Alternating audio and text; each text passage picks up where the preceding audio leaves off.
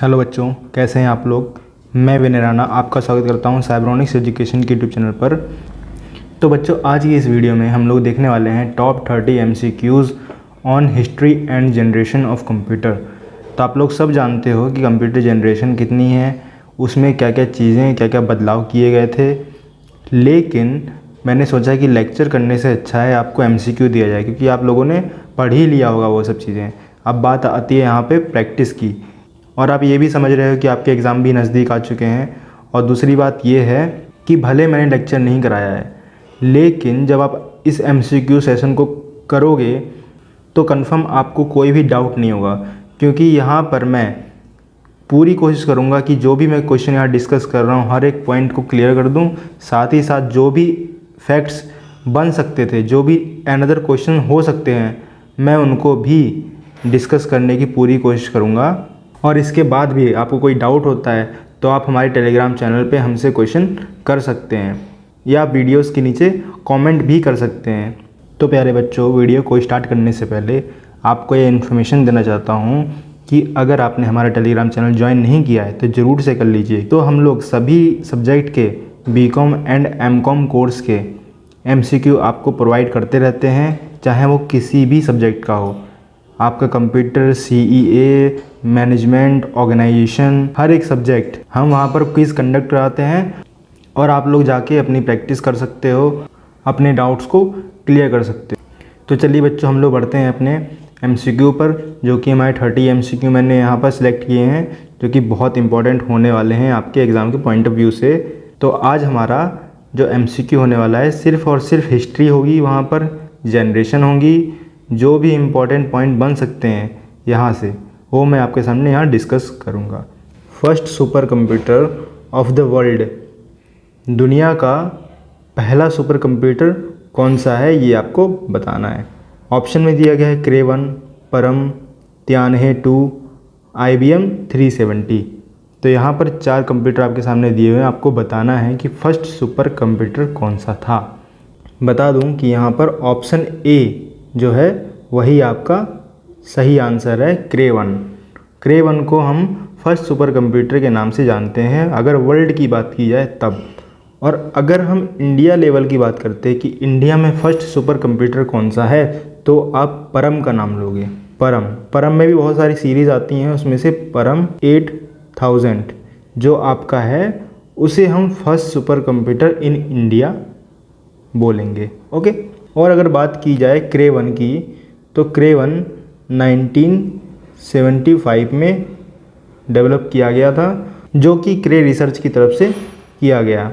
तो आपने जान लिया यहाँ पर परम 8000 जो है इंडिया का फर्स्ट सुपर कंप्यूटर है। और अगर बात किया जाए कि फर्स्ट कंप्यूटर इन इंडिया, कि पहला कंप्यूटर कौन सा था इंडिया में जो आया, तो उसे हम बोलते हैं Siddharth. First computer in India and first super computer in India परम 8000। तो यहाँ से आपके 3 क्वेश्चन मैंने क्लियर करा दिए हैं। देखिए, अगर बात किया जाए फर्स्ट कैलकुलेटिंग डिवाइस, तो आप सब लोग इसका नाम जानते होंगे, और यहाँ से भी क्वेश्चन बन जाता है। अबेकस हम बोलते हैं, और ये चाइना से ओरिजिन हुआ। और अगर नेक्स्ट पॉइंट की बात किया जाए, fastest super computer of India, तो जैसा कि आप जानते हो पहला सुपर कंप्यूटर इंडिया का परम 8000, लेकिन आज की डेट में फास्टेस्ट सुपर कंप्यूटर, क्योंकि सुपर कंप्यूटर बहुत सारे इंडिया में हो चुके हैं, तो उन सब में बताना है कि सबसे फास्टेस्ट कौन सा है। तो वो आपका आता है प्रत्यूष नाम का सुपर कंप्यूटर, जो इंडिया में है उसको सबसे फास्टेस्ट बोला जाता है। और ये बेसिकली इसका काम क्या है कि आपके वेदर और क्लाइमेट की रिसर्च ये कर सकते हैं, जिससे आपको पता चल जाता है कब बारिश होने वाली है, कब कैसा मौसम होने वाला है। ये सब चीज़ों की जानकारी हमारे सुपर कंप्यूटर से दी जाती है। तो प्रत्यूष भी ऐसा ही एक सुपर कंप्यूटर है जो क्लाइमेट रिसर्च के ऊपर काम करता है। नेक्स्ट क्वेश्चन चलते हैं हम, second question, robot science is an example of. तो रोबोट साइंस एक किस जनरेशन का एग्जांपल है वो आपको बताना है। Second generation, third generation, fourth generation या फिफ्थ जनरेशन। तो आप लोग जानते हो कि सेकंड जनरेशन की बात किया जाए तो वहाँ पर ट्रांजिस्टर थे हमारे, जो कि रोबोट साइंस के ऊपर बिल्कुल भी काम नहीं करते थे। थर्ड जनरेशन में हम लोग बात कर लेते हैं IC, इंटीग्रेटेड चिप, तो वहाँ पर भी रोबोट साइंस की कोई बात नहीं की जाती थी। फोर्थ जनरेशन में हम लोग आते थे तब भी हम लोगों से लार्ज या अल्ट्रा लार्ज लेवल की स्केलिंग की गई थी माइक्रो प्रोसेसर से, लेकिन ये इतना भी कामयाब नहीं थे। तो हम लोग जिसको बोलते हैं 5th जनरेशन आर्टिफिशियल इंटेलिजेंस या आर्टिफिशियल लाइफ वाली चीज़ें, वो हमारी रोबोट साइंस इसी का एग्जांपल है। 5th जनरेशन में इन सब की बात की जाती है, जो कि हमारा ULSI माइक्रो प्रोसेसर पे काम करती है। इनका मेन हार्डवेयर जो है ULSI है, यानी कि ultra large scale integration ULSI। और यहाँ पे आपके कुछ एग्जांपल की बात कर लिया है, तो यहाँ पर IBM या पेंटियम या परम जैसे एग्जांपल 5th जनरेशन में दिए जाते हैं।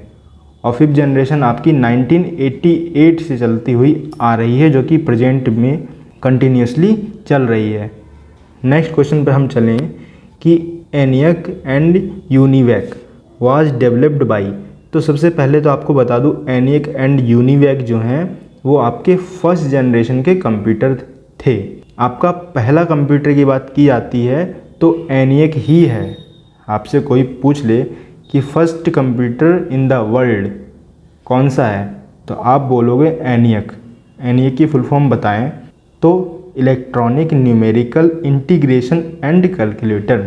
और अगर UNIVAC की बात किया जाए तो यूनिवर्सल ऑटोमेटिक कंप्यूटर। ये दोनों कंप्यूटर आपके 1st जनरेशन के कंप्यूटर हैं, जहाँ पर आपकी मशीन लैंग्वेज से कंप्यूटर को ऑपरेट किया जाता था। और आपको ये भी पता है कि ऐसे कंप्यूटर बहुत बड़े साइजेस में आते थे, हाईली एक्सपेंसिव भी होते थे। लेकिन किसी भी चीज़ की शुरुआत होती है तो कहीं ना कहीं से तो होती है, फिर उसको धीरे धीरे डेवलप किया जाता है, मॉडिफाई किया जाता है। उसी तरीके से बात किया जाए तो कंप्यूटर में हमारा ENIAC है, UNIVAC है, EDVAC है, EDSAC है। इस तरीके से हमारे जो 1st जनरेशन कंप्यूटर थे वो थे। अगर बात किया जाए कि इनको डेवलप किसने किया तो हमारा ऑप्शन डी सही है। यहाँ पर J. मॉशली एंड JP एकर्ट, ये हमारा सही आंसर है यहाँ पर। नेक्स्ट क्वेश्चन पे हम चलते हैं। Question number 4, which of the following was the first electronic general purpose digital computer. तो ऐसा पहला डिजिटल कंप्यूटर जनरल पर्पस के लिए कौन सा था जो कि इलेक्ट्रॉनिकली काम कर रहा था, तो वो हमारा है ENIAC। जैसा कि मैंने प्रीवियस क्वेश्चन में बताया, फर्स्ट कंप्यूटर या first digital computer general purpose के लिए जो आया था उसको ENIAC बोलते हैं। आपको फुल फॉर्म मैंने ऑलरेडी बता दी है, electronic numerical integration and calculator. इसी तरीके से हम चलते हैं question number 5, father of modern computer. थोड़ा इंटरेस्टिंग क्वेश्चन है, आप लोग मुझे लगता है कि आंसर बताओगे चार्ल्स बेबेज। ये देखिए यहाँ पर ऑप्शन भी है, लेकिन यहीं पे आपके क्वेश्चन गलत होना शुरू हो जाएंगे। तो अगर हम बात कर लें चार्ल्स बेबेज की, तो इनको फादर ऑफ कंप्यूटर बोलते हैं। किसको बोलते हैं? चार्ल्स बेबेज को।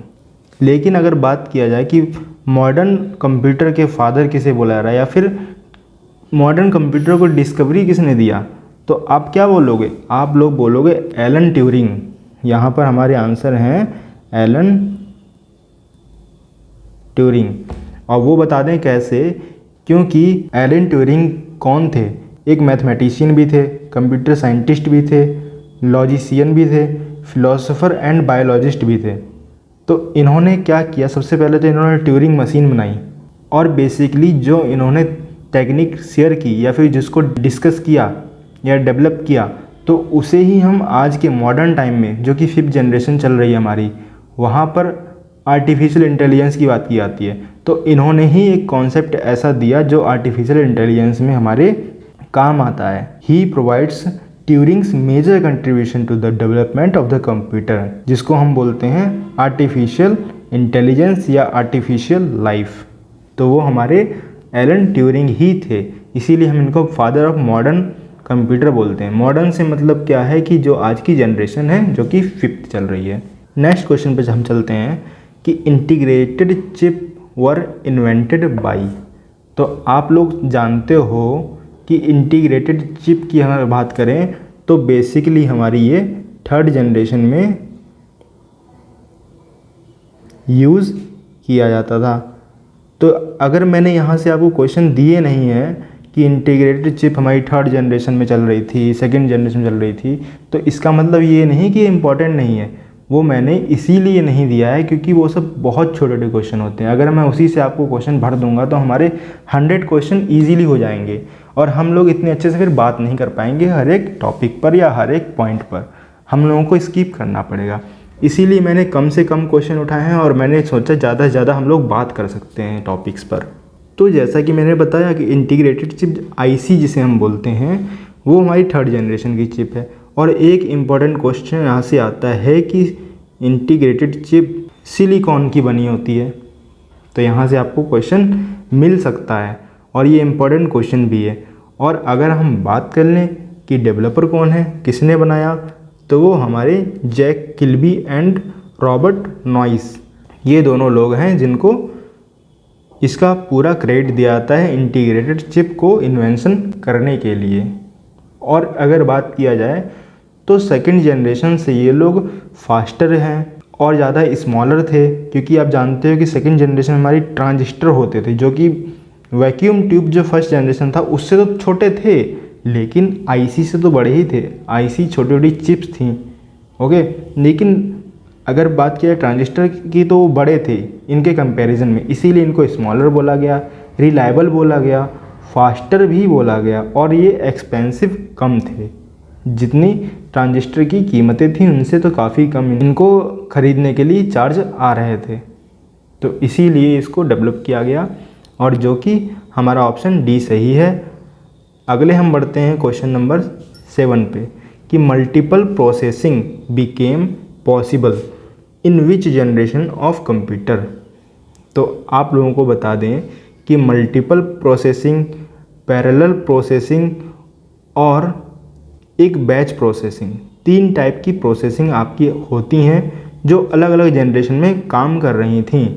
तो हम अगर बात कर लें कि मल्टीपल प्रोसेसिंग किस जनरेशन में काम कर रही थी, तो आप क्या बताओगे?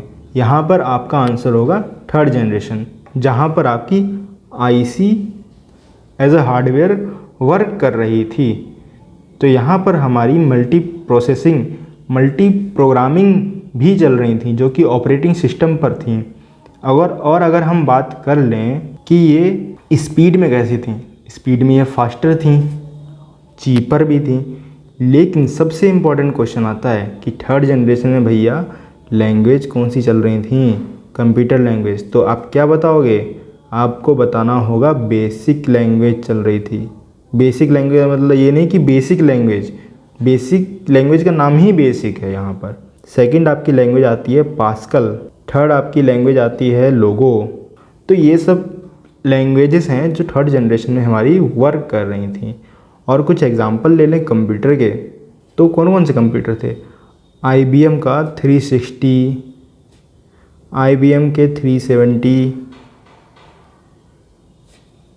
CDC 6600। तो इस तरीके के कुछ कंप्यूटर थे जो आपके मल्टीपल प्रोसेसिंग के टाइम पे वर्क करते थे थर्ड जनरेशन में। और इसी तरीके से हम चलते हैं नेक्स्ट क्वेश्चन पर, पैरेलल प्रोसेसिंग। तो वो हमारी कब की गई थी बताइए? तो बेसिकली पैरेलल प्रोसेसिंग जो है वो आज की टेक्निक में ही, आज की जनरेशन में ही वर्क कर पाई है। तो ऑप्शन हमारा यहाँ पर हो जाता है डी, 5th जनरेशन, जो कि हमारी AI जनरेशन है।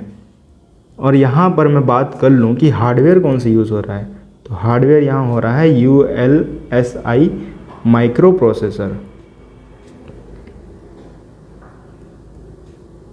ULSI को क्या बोलते हैं? Ultra large scale integration. कहने का मतलब ULSI लेवल पे ये लोग काम कर रहे हैं, जिस वजह से कि पैरेलल प्रोसेसिंग आपकी काम कर पाई यहाँ पर। और अगर मैं फिर से बात कर लूँ लैंग्वेज की, क्योंकि लैंग्वेज बहुत इंपॉर्टेंट है। जैसा कि आपसे पूछा जाता है कि मशीन लैंग्वेज फर्स्ट जनरेशन में काम कर रही थी, सेकंड जनरेशन में कौन सी लैंग्वेज काम कर रही थी, वो भी हम अभी बात करेंगे, ऐसी बात नहीं है। लेकिन सबसे पहले हम लोग बात कर लेते हैं यहाँ जो हमारा क्वेश्चन हो रहा है 5th जनरेशन की। 5th जनरेशन में हमारी लैंग्वेज चलती हैं C++, जावा .NET। ये कुछ लैंग्वेज हैं जिससे आपका क्वेश्चन बन सकता है कि पैरेलल प्रोसेसिंग या 5th जनरेशन की लैंग्वेज बात किया जाए तो कौन कौन सी लैंग्वेज है, वो जो कि मैंने आपको यहाँ पर क्लियर कर दिया। नेक्स्ट क्वेश्चन हम चलते हैं 9th कि बैच प्रोसेसिंग सिस्टम किस जनरेशन में यूज किया गया।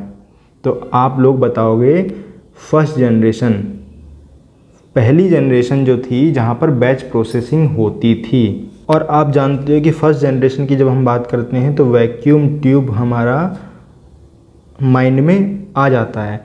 और वो क्यों आता है, क्योंकि फर्स्ट जनरेशन का मेन हाईलाइटेड पॉइंट यही था कि हम लोग वैक्यूम ट्यूब से ही अपना कैलकुलेशन कर रहे थे, क्योंकि बेसिकली ये कैलकुलेशन के लिए ही काम की जा रही थी। और लैंग्वेज की बात किया जाए तो ये मशीन लैंग्वेज पे वर्क कर रहे थे। तो first generation computer were based on vacuum tube, जैसा कि मैंने यहाँ पर बताया आपको। सीधी सीधी बात है, कुछ डिस्कस ही नहीं करना है। क्वेश्चन नंबर 11 पे चलते हैं कि सेकेंड जनरेशन कंप्यूटर किस पर बेस्ड थे। तो आप फिर बता सकते हो कि जैसे मैंने प्रीवियस में बता दिया, फर्स्ट में वैक्यूम, सेकंड में ट्रांजिस्टर, थर्ड में आईसी और फोर्थ में आपका सर्किट माइक्रो या माइक्रो प्रोसेसर बोल सकते हैं, फिफ्थ में आपकी एआई। तो आप सेकंड की बात की जा रही है तो ट्रांजिस्टर हो गया आपके सामने आंसर, कोई दिक्कत कोई प्रॉब्लम नहीं होने वाली है। लेकिन सेकेंड जनरेशन की बात हम करेंगे तो हम लोग यहाँ पर लैंग्वेज को जरूर देखेंगे, क्योंकि लैंग्वेज बहुत इंपॉर्टेंट आपकी होने वाली हैं। तो यहाँ पर सेकेंड जनरेशन में हमारी लैंग्वेज कौन सी चल रही थी, जिसको हम फोर्ट्रन बोलते हैं, कोबोल बोलते हैं। तो ये दो लैंग्वेज बहुत पॉपुलर थी उस समय पे, फोर्ट्रन एंड कोबोल। ये हमारी सेकेंड जनरेशन में लैंग्वेजेस थी। नेक्स्ट क्वेश्चन हम चलते हैं question number 12। Third generation computer were based on. तो थर्ड जनरेशन हमारी आईसी चिप से काम कर रहे थे, आईसी चिप यूज़ हो रही थी। और अगर हम बात करें कि किस मटेरियल से बनती थी तो हमारी सिलिकॉन से बनती थी। इससे ज़्यादा क्वेश्चन आपको नहीं देखने को मिलेगा आईसी से। अगर हम 13 क्वेश्चन पर जाते हैं कि फोर्थ जनरेशन कंप्यूटर कैसे थे या किस चीज़ पर वर्क कर रहे थे, तो आप बोलोगे फोर्थ जनरेशन कंप्यूटर हमारे माइक्रो प्रोसेसर पे चल रहे थे। लेकिन माइक्रो प्रोसेसर की बात किया जाए तो माइक्रो प्रोसेसर ये भी नहीं है और ये भी नहीं है, ये दोनों हैं ULSI, LSI, VLSI। Fourth generation की हम बात करें तो ये लार्ज लेवल के स्केल पर इंटीग्रेट कर रहे थे और वेरी लार्ज लेवल पे। अगर हम बात करें कि अल्ट्रा लार्ज लेवल पे या अल्ट्रा लार्ज स्केल इंटीग्रेशन करेंगे तो ये फिफ्थ जनरेशन में आ जाएंगे, क्योंकि फिफ्थ जनरेशन में माइक्रो प्रोसेसर भी यूज़ हो रहा है, माइक्रो प्रोसेसर ही यूज़ हो रहा है जो कि ULSI सर्किट हैं हमारे। लेकिन फोर्थ जनरेशन की बात करें तो LSI एंड VLSI आपका आंसर हो जाएगा। और आपको एक बहुत इंपॉर्टेंट फैक्ट बता दूं कि फोर्थ जनरेशन ही ऐसी जनरेशन थी जहां पर GUI का इन्वेंशन या फिर डेवलपमेंट हो चुका था, यानी कि ग्राफिकल यूज़र इंटरफेस। कहने का मतलब आप लोग मूवी देख पाते हो, गाने सुन पाते हो या फिर आप लोग गेम खेल पाते हो, वर्चुअली ग्राफिक आपके सामने आपकी स्क्रीन पर आ पाया, जो फोर्थ जनरेशन की बहुत बड़ी मेहरबानी है। और लैंग्वेज में बात कर लूँ तो आपको वही C++, यही सब लैंग्वेजेस थी बहुत इम्पॉर्टेंट। फर्स्ट जनरेशन कंप्यूटर कौन सी लैंग्वेज यूज़ करते थे, जैसा कि मैंने आपसे बताया कि लैंग्वेज मैंने बता दिया वहाँ पर, लेकिन लैंग्वेज कौन सी थी ये भी तो आपको बताना पड़ेगा, और किस टाइप की लैंग्वेज थी वो भी आपको बताना होगा। पहली जनरेशन हमारी कंप्यूटर की मशीन लैंग्वेज पर काम कर रही थी। और 15 नंबर पे हम जाएं कि सेकेंड जनरेशन किस लैंग्वेज में हमारे काम कर रहे थे, तो ये असेंबली लैंग्वेज पे वर्क कर रहे थे, जो हमारी फोर्ट्रन एंड कोबोल लैंग्वेज थी, वो हमारी असेंबली लैंग्वेज है। देखिए अगर हम बात कर लें एग्जांपल की कि कुछ ऐसे एग्जांपल कंप्यूटर के कौन कौन से हैं कि जो सेकेंड जनरेशन में हमारे पूछे गए हैं, तो हम लोग देख लेते हैं। IBM 7000 आपकी सेकेंड जनरेशन का कंप्यूटर है। CDC 1604 ये आपका सेकेंड जनरेशन का है। एटलस ये भी आपका सेकेंड जनरेशन का है। हनीवेल 400 ये कुछ कंप्यूटर आपके सामने मैंने लिख दिए जो कि आपके सेकेंड जनरेशन के कंप्यूटर बोले जाते हैं। अगर हम चलें क्वेश्चन नंबर 16 पर, तो यहाँ पर है थर्ड जनरेशन के कंप्यूटर किस लैंग्वेज का यूज़ करते हैं। तो आपने नाम तो देख लिया, थर्ड जनरेशन कंप्यूटर हमारे कौन से थे, लोगो है, पास्कल है, बेसिक है, लेकिन इस लैंग्वेज को बोलते क्या हैं। फर्स्ट जनरेशन वाली लैंग्वेज को मशीन लैंग्वेज बोला गया, सेकेंड जनरेशन की लैंग्वेज को असेंबली लैंग्वेज बोला गया, थर्ड जनरेशन को लैंग्वेज को हम बोलेंगे high level language. Okay, high level language बोलेंगे हम, जो हमारी लोगो एंड पास्कल हैं। तो ये हमारा थर्ड ऑप्शन यहाँ पे सही हो जाएगा। क्वेश्चन ये है कि magnetic drums were used as storage device in which of the following generation of computer. तो मैग्नेटिक ड्रम्स जो हैं उनका यूज़ किया जाता था स्टोरेज के लिए, ताकि आपकी डिवाइस में कुछ डेटा स्टोर हो सके। तो वो किस जनरेशन कंप्यूटर में हमें देखने को मिला था। तो सबसे बेसिक चीज़ें हैं, सबसे बेसिक लेवल की चीज़ें हैं ये, या कंप्यूटर हैं, तो इसको हम बोलेंगे फर्स्ट जनरेशन में ये ऐसा देखने को मिला था हमें। नेक्स्ट क्वेश्चन हम चलते हैं, क्वेश्चन नंबर 18 की time sharing became possible in which generation of computer. तो टाइम शेयरिंग आपको कब देखने को मिला, वो आपको देखने को मिला सेकेंड जनरेशन में। इसी तरीके से हम लोग बढ़ते हैं क्वेश्चन नंबर 19 में, GUI या ग्राफिकल यूज़र इंटरफेस। GUI में बार बार नाम बोल रहा हूँ, ये एक आपका एग्ज़ाम में भी क्वेश्चन बन सकता है, क्योंकि ऐसे क्वेश्चन आपसे पूछे जा चुके हैं एब्रीविएशन में कि GUI स्टैंड्स फॉर। GUI से आप क्या समझते हैं, तो graphical user interface full form हो गई। और अगर ये बताएं कि इसका पहले बार यूज़ कब हुआ, तो आप लोग अच्छे से जानते हो कि GUI हमारी 4th जनरेशन में हमारे सामने आ गई थी, जो कि हमें LSI VLSI माइक्रो प्रोसेसर पर जब हम काम कर रहे थे तब। क्वेश्चन नंबर 20 पर हम लोग चलते हैं। तो यहाँ पर क्वेश्चन आपके सामने कहा गया है कि Z1 computer was invented by. तो Z1 बोल रहे हैं या G1 बोल रहे हैं, एक ही बात है। तो Z1 कंप्यूटर इन्वेंट किया गया, तो वो किसने किया, हमारा आंसर यहाँ पर क्या होगा। तो ऑप्शन नंबर हमारा सी सही है, Konrad Zuse. Option number C Konrad Zuse हमारा आंसर होगा यहाँ पर, जिन्होंने Z1 कंप्यूटर को क्या किया, इन्वेंट किया। और बेसिकली ये कंप्यूटर जो था Z1, आप नाम समझ के हो सकता है कि आपके माइंड में जाए ये बात अच्छे से, क्योंकि Z1 बिल्कुल ही एक आपका F1 से क्या कर रहा है, सिमिलर हो जाता है। तो आपने नाम सुना होगा F1 रेसिंग, ठीक है, F1 रेसिंग होती है। तो उसी तरीके से Z1 कंप्यूटर को बनाया गया। बेसिकली इसका काम क्या था, मोटर ड्रिवन मैकेनिकल कंप्यूटर था ये। तो आप जान सकते हो कि ये F1 रेसिंग या फिर उनकी कार्स के लिए ही बनाया गया था। तो इसे बोलते हैं motor driven mechanical computer with limited programmability reading instruction from punched tape. तो ये हमारे पंच टेप से क्या करता था, इंस्ट्रक्शन कलेक्ट करता था। अगर इसको कोई भी रीडिंग लेनी है या फिर प्रोग्राम इसको आगे क्या करना है, रन करने हैं, तब ये हमारे पंच टेप से क्या करते थे, इंस्ट्रक्शन लेते थे। और अगर हम चलें क्वेश्चन नंबर 21 पर, यहाँ आपसे कहा गया है कि first computer used to store a program.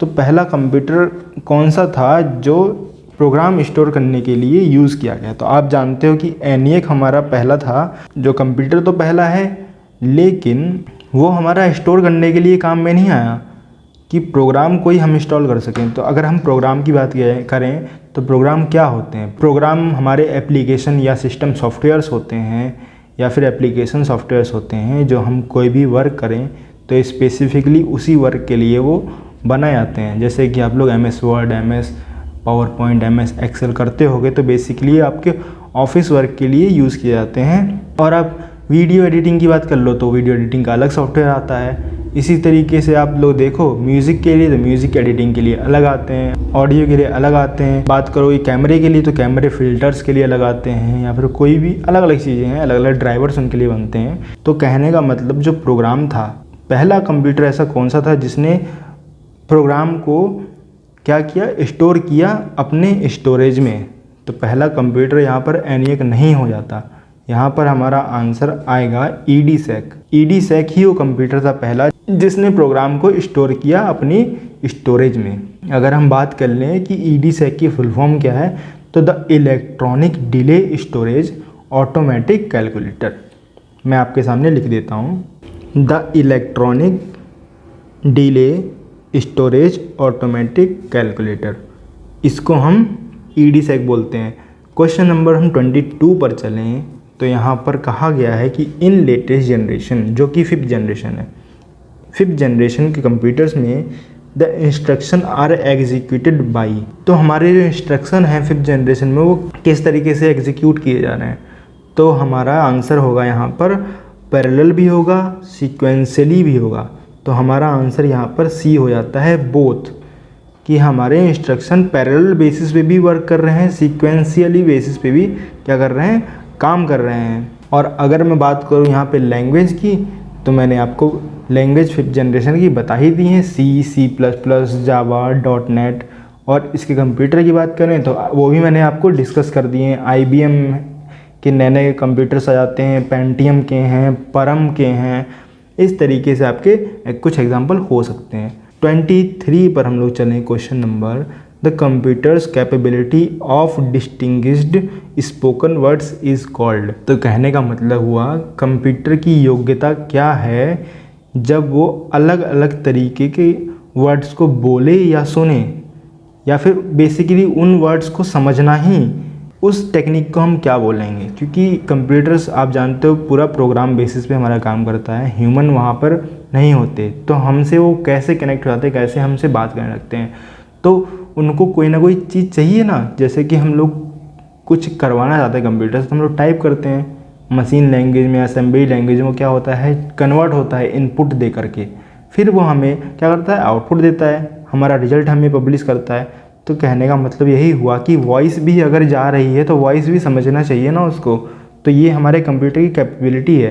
तो उस टेक्निक को हम क्या बोलते हैं, ये हम बोलेंगे। वॉइस एनालिसिस तो हम बोलते नहीं हैं, ये हमारा आंसर कट जाएगा।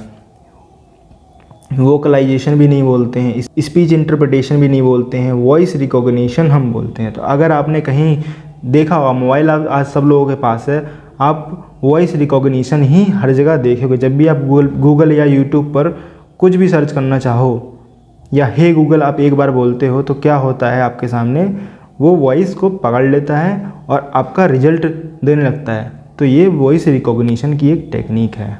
क्वेश्चन नंबर 24 पर चले हम लोग, the earliest calculating device is analytical engine, Lebanese calculator, abacus, difference engine. तो आपको मैंने बताया कि सबसे पहली कैलकुलेटिंग डिवाइस जो थी उसे हम बोलते हैं अबेकस, जो कि आपकी चाइना में क्या हुआ था, इसका ओरिजिन हुआ था। नेक्स्ट क्वेश्चन हम चलते हैं, Pascaline is also known by. तो पास्कलिन जो एक ऐसी डिवाइस है जो जानी जाती है, किस चीज़ के लिए जानी जाती है, अबेकस है, नहीं, बिल्कुल नहीं है। डिफरेंस मशीन है, नहीं।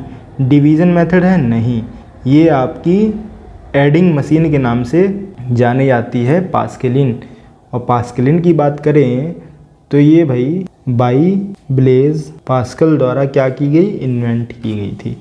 ब्लेज पास्कल ने पास्कलिन को इन्वेंट किया, और बेसिकली इन्वेंट किया क्यों, इसका काम क्या था, he designed the machine to add and subtraction 2 numbers. Basically ये मशीन क्या कर रही थी, 2 नंबर्स को जोड़ रही थी, घटा रही थी directly, and to perform multiplication and division. ये हमारी गुणा और भाग करने के लिए भी क्या थी, कैपेबल थी। तो आपके सामने क्वेश्चन है कि फर्स्ट कंप्यूटर डेवलप कौन सा किया गया इंडिया में, तो आपको आंसर बताना है, सिद्धार्थ, क्रेवन, IBM या टिफरैक। तो हमारा आंसर यहाँ पर आ जाएगा टिफरैक, TIFRAC। और अगर इसकी फुल फॉर्म की बात कर लें, TIFRAC की क्या होगी, तो वो है Tata institute of fundamental research automatic calculator. मैं आपके सामने फुल फॉर्म लिख देता हूँ यहाँ पर। तो ये रही हमारी full form, Tata institute of fundamental research automatic calculator, TIFRAC. और अगर हम बात करेंगे टिफरैक की, तो भाई ये हमारा बहुत बड़ा साइज में कंप्यूटर था, जिसमें हमारे 2700 वैक्यूम ट्यूब लगे हुए थे, जो कि आप जानते हो बहुत ज़्यादा एक हाई अमाउंट होता है। 2700 वैक्यूम ट्यूब लगना, 1700 हमारे डायोड लगे थे जो कि जर्मेनियम डायोड्स थे, और करीब 12500 हमारे क्या थे, ट्रांजिस्टर थे। तो आप लोग देख सकते हो कि इतनी ज़्यादा हाई कैपेसिटी थी, तो आप समझ सकते हो कि हमारा ये कितना ज़्यादा साइज़ में बड़ा होगा। क्वेश्चन नंबर हम 27 में चलते हैं। The first computer language developed was, कौन सी हमारी पहली कंप्यूटर लैंग्वेज थी, तो वो हमारी फोर्ट्रन, जैसे कि मैंने आपको प्रीवियस क्वेश्चन में डिस्कस किया। क्वेश्चन नंबर 28 पे चलते हैं। Tabulating machine is developed by, तो टेबुलेटिंग मशीन किसने डेवलप किया था, तो ये हमारा आंसर आ जाएगा, टेबुलेटिंग मशीन बनाई थी हरमन होलिरिथ ने। 29 क्वेश्चन नंबर पे हम चलते हैं। The typical modern computer uses, जो आज के टिपिकल मॉडर्न कंप्यूटर हैं 5th जनरेशन के, वो क्या यूज़ कर रहे हैं, माइक्रो प्रोसेसर यूज़ कर रहे हैं, किस टाइप की चिप है, यहाँ पर ये बात करनी है। इंटीग्रेटेड चिप है, वैक्यूम ट्यूब है, VLSI, LSI, ULSI क्या है, तो हमारा आंसर यहाँ पर ऑप्शन ए सही हो जाएगा, क्योंकि वो लोग लार्ज स्केल इंटीग्रेशन पर वर्क कर रहे हैं जो माइक्रो प्रोसेसर कर रहा है। क्वेश्चन नंबर हम 30 पे चले हैं। The first computer architecture was introduce by John von Neumann in, तो आप लोग जान सकते हो कि द फर्स्ट कंप्यूटर आर्किटेक्चर जो है वो जॉन वॉन न्यूमन ने बनाया, वो किस सन में इंट्रोड्यूस किया गया, तो आंसर हमारा 1948 हो जाता है आपके सामने। ठीक है, कोई डाउट नहीं। और अगर हम बात करें कि वो कौन सा आर्किटेक्चर था जो जॉन वॉन न्यूमन ने क्या किया, डेवलप किया 1948 में, तो आप लोग कई बार देख चुके हो इसको अपनी बुक्स में या फिर कुछ नोट्स वगैरह में।